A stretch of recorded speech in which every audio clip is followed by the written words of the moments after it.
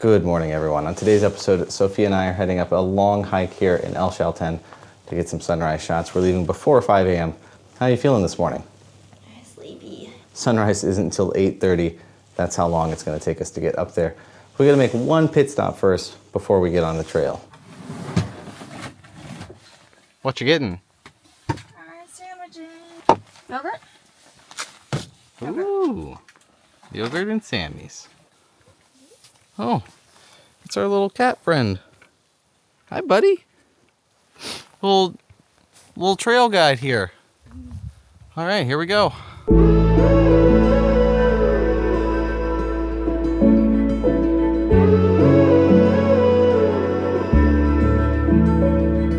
Is it blinding? Yeah. Oh, you made it. We did. Feeling good? You warm? I'm putting on another layer, but yes. Another layer? How many layers you got on? A lot. All right, let's see what this sunrise ends up looking like.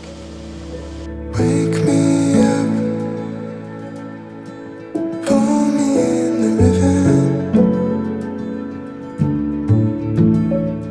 All right, it is now bright enough for me to actually talk to you, and you can see. Oh, I guess I don't need this on anymore. Okay, whatever. We're already rolling. Don't laugh at me. Anyways, absolutely beautiful morning. We just came to the not-so-secret waterfall shot here in Chalten, mostly because I've never been up here. And a lot of the times when I'm visiting a new place, especially hiking in the dark for hours, I don't know what anything is going to look like. I don't know what the scenery is going to look like. I don't even know how to get there. Had to follow GPS and find this spot.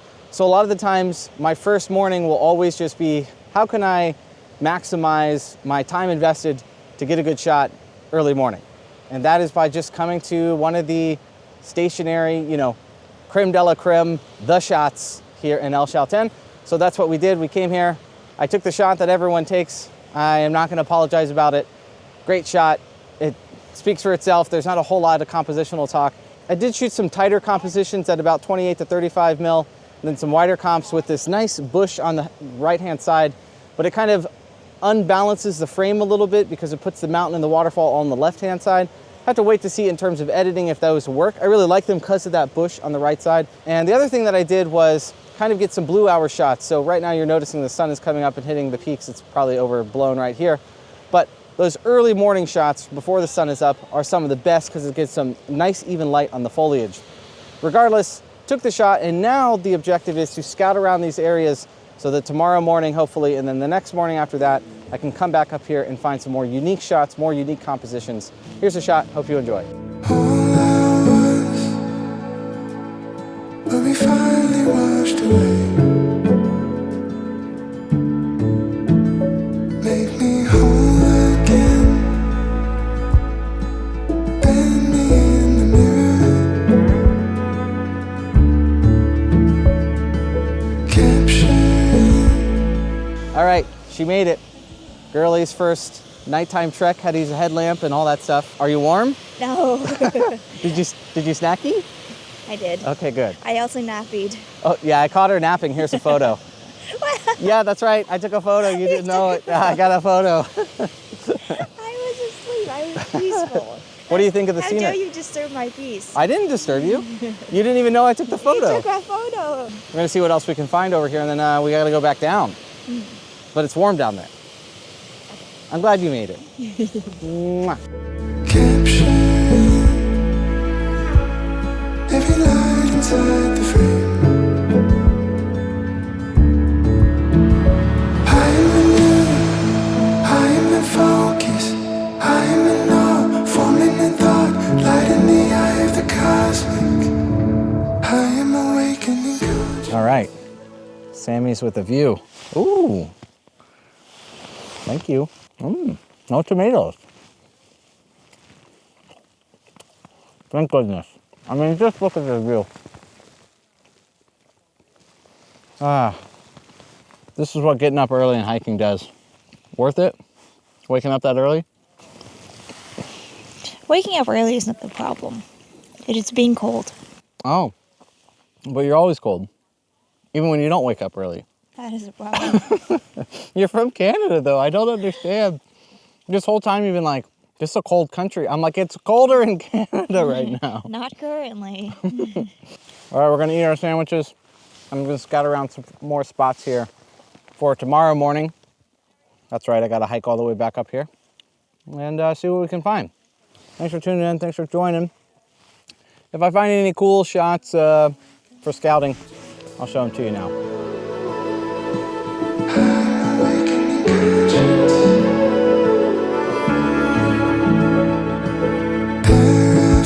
After the steep trek back down the mountain, a quick nap and shower, it was time to make lunch, and considering how wonderful it was outside, we decided to head to a beautiful spot right outside town and set up the camp chairs. Sophia handled the grill, while I clearly handled the vibes.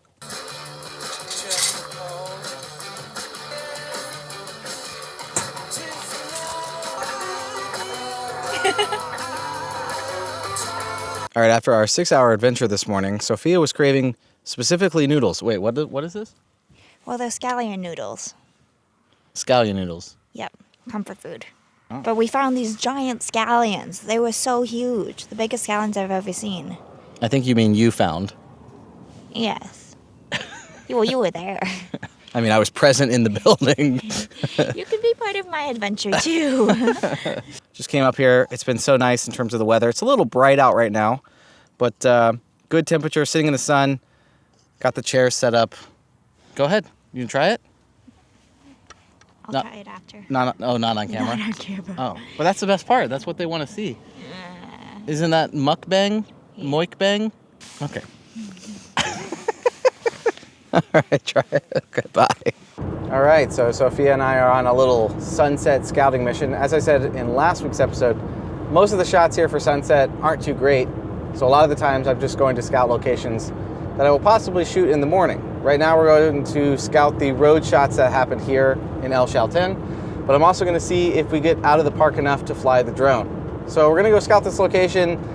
Probably not going to get anything great photography-wise, but you never know what's going to happen. I actually ended up liking some of the images at the end of last week's episode in the little forest there, just because they were just some nice detailed shots. So we're going to see what we get up to. Sophia just woke up from a nap, so she is, she's here. She's present. All right, after scouting a few spots here, mostly scouting for a sunrise that's going to happen on the day that we leave, but came over to this shot right as the sun was going behind some peaks. It's a classic S-curve shot here in El Chalten. But what was nice is that the sun actually went behind the peaks on the left part of the frame, meaning I have to use a bit more weight on the right part of the frame with the road. It came out pretty well, but as you can tell, there's no clouds in the sky. It's pretty hazy. The mountain range is backlit, so I don't expect too much from the shot, but it was better than not taking anything at all on this little scouting trip. So here's that image, pretty simple. I just waited for the sun to go behind the peaks, F16 to get that nice sun star, super crispy, and then I'm gonna have to blend in some brighter spots of the road, and I even got a car coming through right at the right time. So here's that image, and then tomorrow, wake up, long hike in the morning again, so stay tuned for that. Thank you for watching, thank you for joining. Here it is.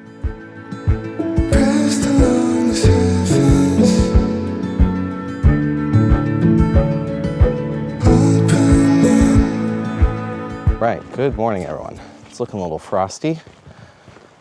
A little later start today because not in a hurry to get up there this time, know where I'm going, that kind of thing. But we got something special to shoot this morning. Well, something really special to me. So let's get up there, see if we can make it happen.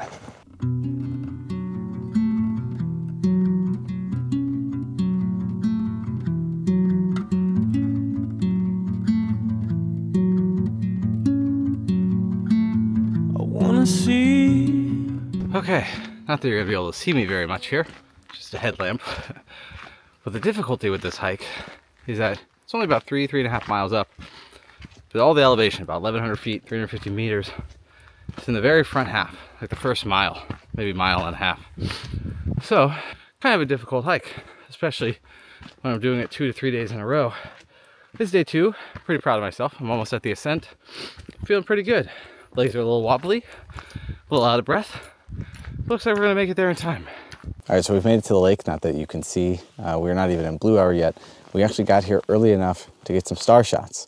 That's not why I came up here. I actually need to wait till blue hour to take the shot that I want to take right before the sun comes up and starts illuminating the peaks of Fitzroy. I didn't even expect to get this. I just kind of walked to the lake to try to test out some compositions here for the shot that I want to take. And then obviously all the stars were out, so I started shooting some more longer exposures.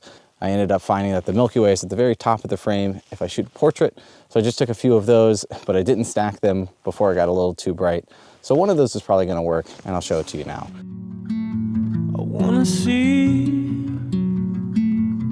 in your soul. I wanna tame this animal. Give me shame. All right, so we're still about 35 minutes till sunrise, but that's the only way this shot works, because typically when the sun comes over the horizon, the wind really picks up here, and all of this perfect reflection on the water is going to go away. So the shot only really works during blue hour right before sunrise. But I have to wait until there's enough light on the foreground here of my hand so that I can expose for it, and then hopefully also take the background shot. It's going to be pretty complicated. I'm going to do my best to put it together, and this has been a special moment for me here. I brought my dad's ashes with me, not necessarily knowing if I was going to have the feeling of wanting to spread them here. I always typically have them with me, and there's just these moments that I feel inspired, I feel connected, I feel like this is the spot that it should happen in. And I've done that in a few other episodes throughout my journey here in the last 3 years on YouTube. And this definitely felt like a moment. It felt like the right time. So we're going to do that this morning.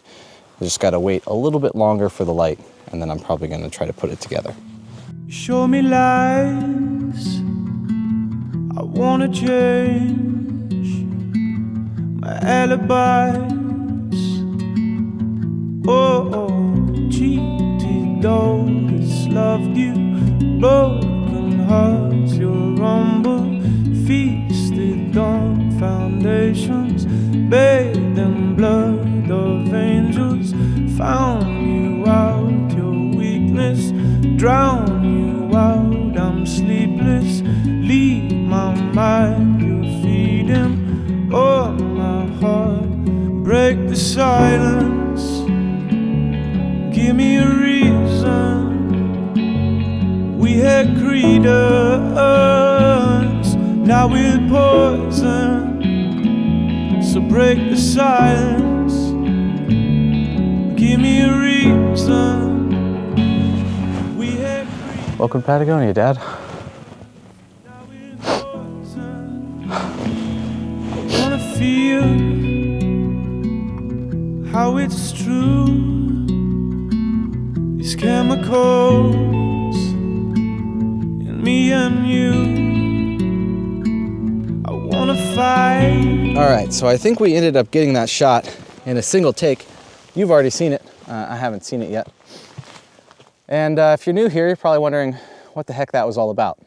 And to give you a short synopsis, my dad took his own life about 5 years ago. And I think a lot of the reason I found happiness on the road is the therapy of photography and the journey that I've been on. And something I've been working on is this project.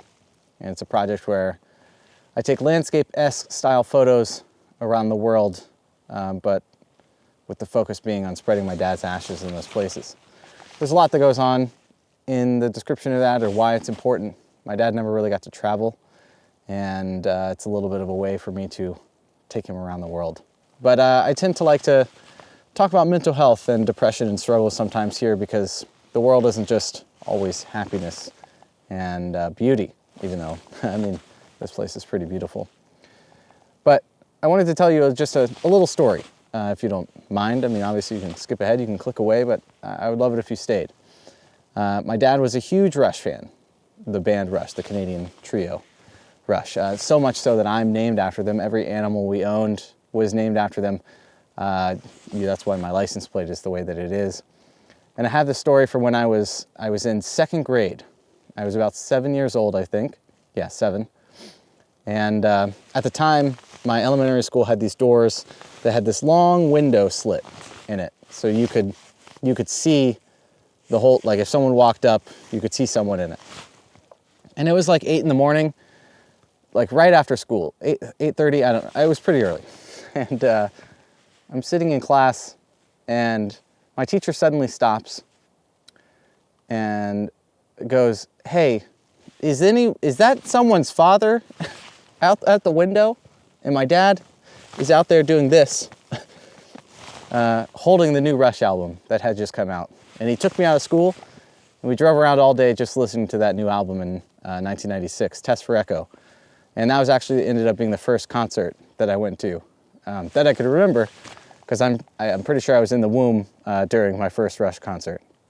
And that's just a really fun story that gives a synopsis of how crazy my dad was about that band.